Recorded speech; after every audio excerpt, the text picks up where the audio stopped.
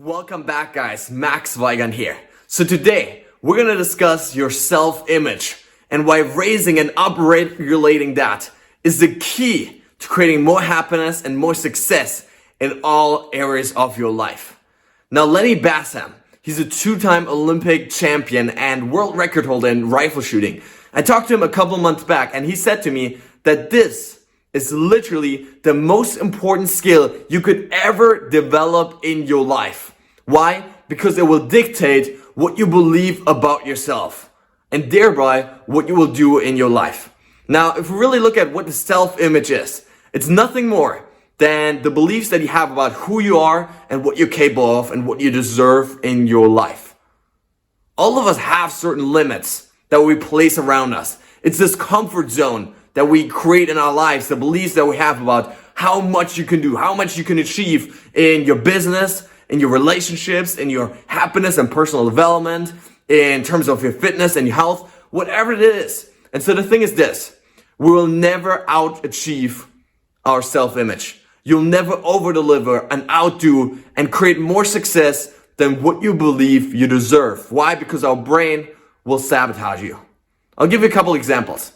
The athlete, for example, that believes that he or she can run, a 3-hour marathon will never go much below or much above those 3-hour marathon. Why? Because as soon as we run below that, as soon as we're doing lower than that, our brain starts to kick in, right? It always wants to keep us in homeostasis. So when we're not performing at the level that we believe we should, when we're doing a little bit less than we're capable of, what is going to happen? Our brain kicks in, right? It goes into panic mode and it's like, whoa, I'm not doing what I'm supposed to.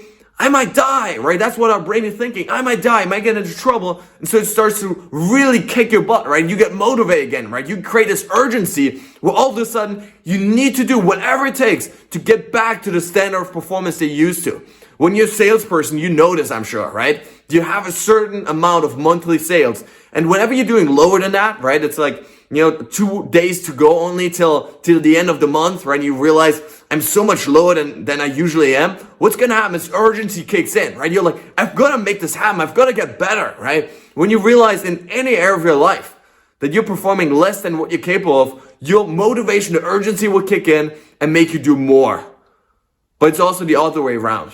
When you start performing higher than what you expect, when you're running faster than you've ever run before, when you're making more sales than you've ever done before, what's going to happen is the self-image also kicks in and it starts to sabotage yourself. It starts to ask, well, who do you think you are? Why you don't deserve this? This is too hard. It's too painful. Why are you trying so hard, right? You're not cut out for this. You're not smart enough, good enough, beautiful enough, strong enough. And so you start having all these thoughts and they will limit you. They will push you back and bring you back to the normal standard of performance that you have. And so in whatever way we perform differently from our self-image, whether worse or better, our brain will always make sure to bring us back to this point of homeostasis where we feel comfortable, to this comfort zone that we have in our lives. So you can imagine this much like a thermostat that you have sitting at home.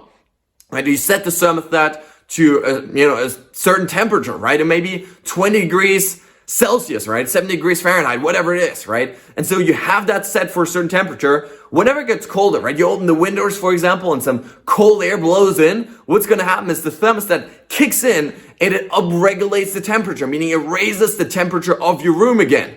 And in the same way, if some hot air came in all of a sudden, right? And the room gets hot, the thermostat will also kick in and it will down-regulate the temperature of your room to make it this comfortable 20 degrees, 70 degrees Fahrenheit, whatever it is that you're used to. And so this is exactly what's happening in our lives. As soon as we outperform or underperform based on what we believe we deserve, that's our thermostat, what we believe we deserve, well, all of a sudden, the thermostat is going to kick in, the brain is going to kick in, it's going to start pushing us or sabotaging us, depending on which area we're in really, or where we're at, performing to, what we believe we deserve. And so this is really key because what this means is we'll never outperform over a consistent period of time what we believe we deserve and what we believe we're capable of.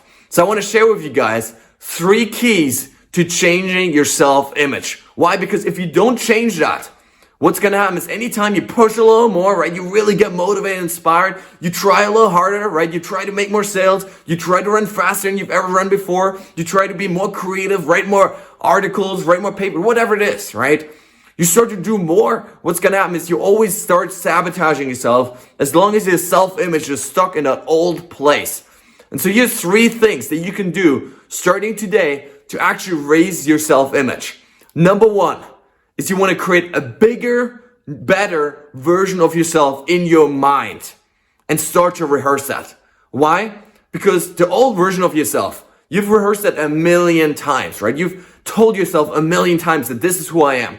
I'm a 3-hour marathoner. I make $100,000 a year. I am a B-level student, whatever it is, right? You've told yourself a million times.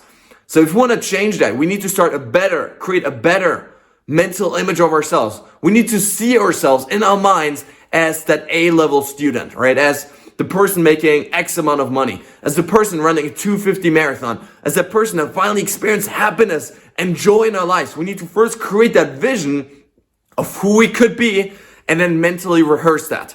And how do you do that? Well, for example, what you can do is in the morning and the evening, so right after you wake up and right before going to bed, our mind is most susceptible to these images. So what you want to do in that time is you want to close your eyes just for a couple moments and you want to start seeing yourself being that person.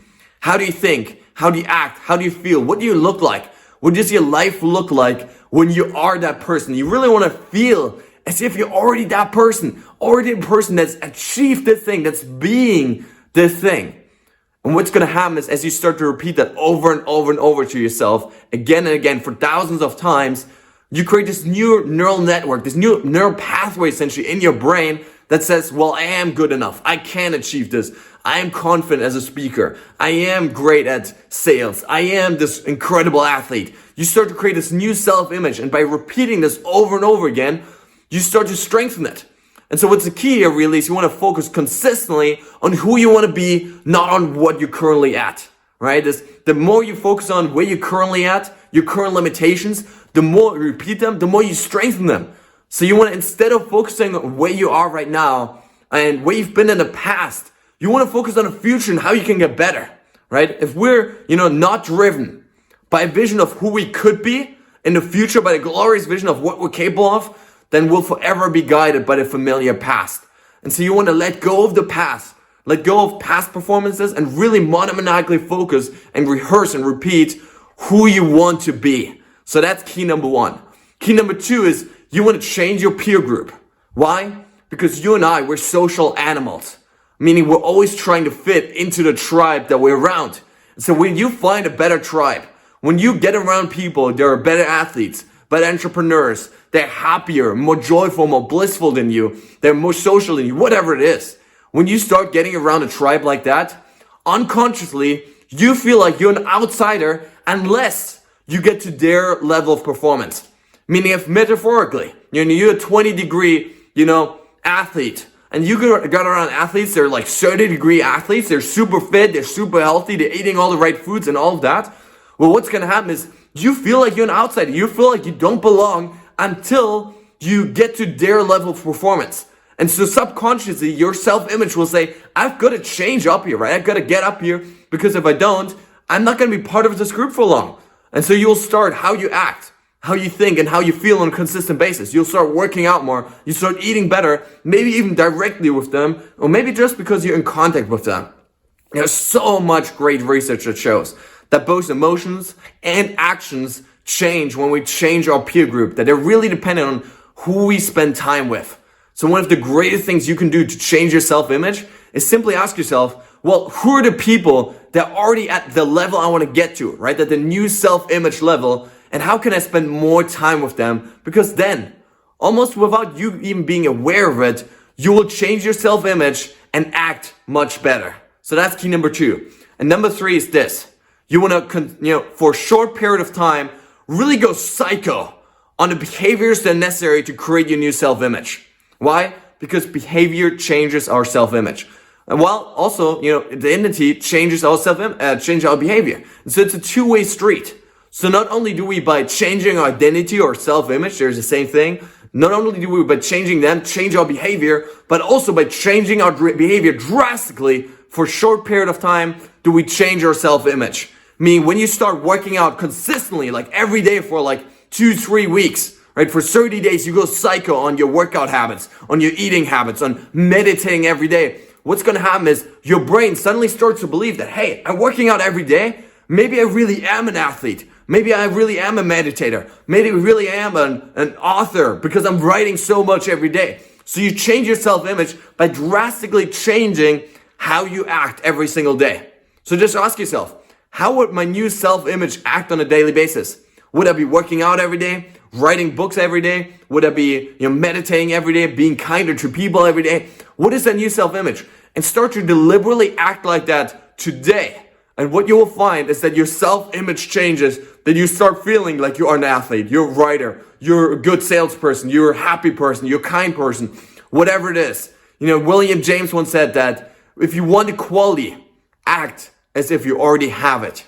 Act as if you're already the person you want to be. Start to rehearse it, visualize it, get around people that are at that level. And if you start doing this, what's going to happen is you change your self-image. You write a new story of what you believe you deserve. And thereby, you create more success and more happiness in all areas of your life. So guys, let me know in the comments below. What is that new self-image that you're trying to create? Who do you want to be? And exactly how are you going to make that happen? What are you going to start visualizing? What are you going to start doing? And who are the people you're going to start surrounding yourself with? All the best from me, and see you soon.